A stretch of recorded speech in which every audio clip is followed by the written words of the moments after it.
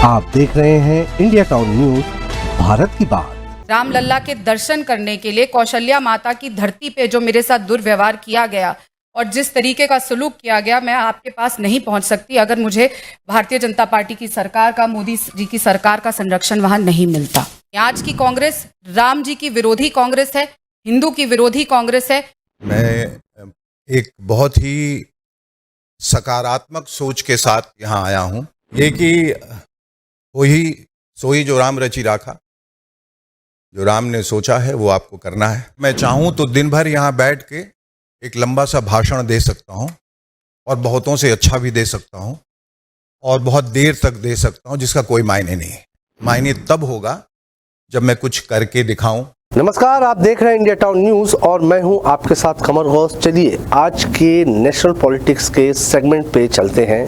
कांग्रेस की पूर्व राष्ट्रीय मीडिया समन्वयक राधिका खेड़ा ने छत्तीसगढ़ कार्यालय में एक नेता के विवाद के कुछ दिनों बाद पार्टी से इस्तीफा दे दिया, जिसके बाद उन्होंने फिल्म कलाकार और टीवी होस्ट शेखर सुमन के साथ दिल्ली में भाजपा का दामन थाम लिया है।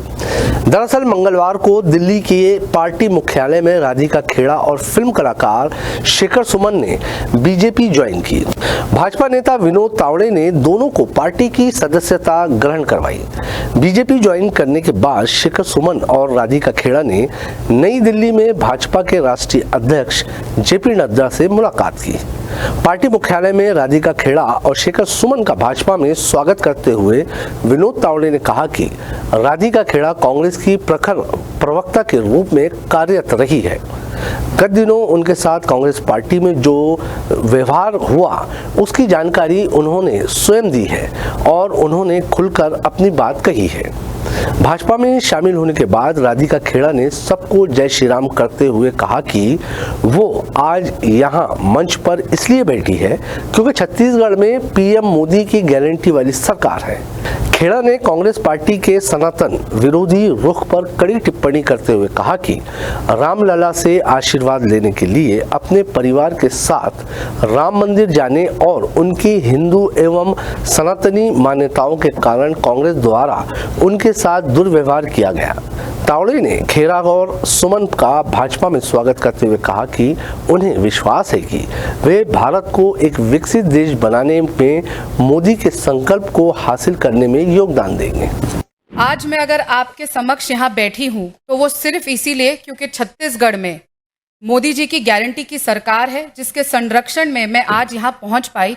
वरना जिस तरीके से राम भक्त होने के लिए, रामलला के दर्शन करने के लिए कौशल्या माता की धरती पे जो मेरे साथ दुर्व्यवहार किया गया और जिस तरीके का सलूक किया गया, मैं आपके पास नहीं पहुंच सकती अगर मुझे भारतीय जनता पार्टी की सरकार का, मोदी जी की सरकार का संरक्षण वहां नहीं मिलता। और माता कौशल्या के धरती पे राम जी के ननिहाल में मेरे साथ जो दुर्व्यवहार किया, उससे पीड़ित होके आज मैं बोलते हुए भी ये कांप रही हूँ जब मैं उस पल को वापस जीती हूँ। ये सिर्फ मोदी जी की गारंटी की सरकार थी कि बेटी वहां सुरक्षित थी और वहां से सुरक्षा से यहाँ पे पहुंच सकी। मालूम नहीं था कि मैं आज यहाँ बैठूंगा,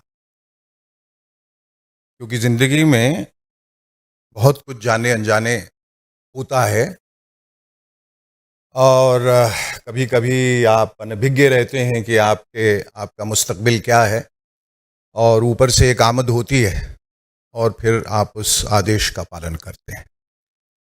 मैं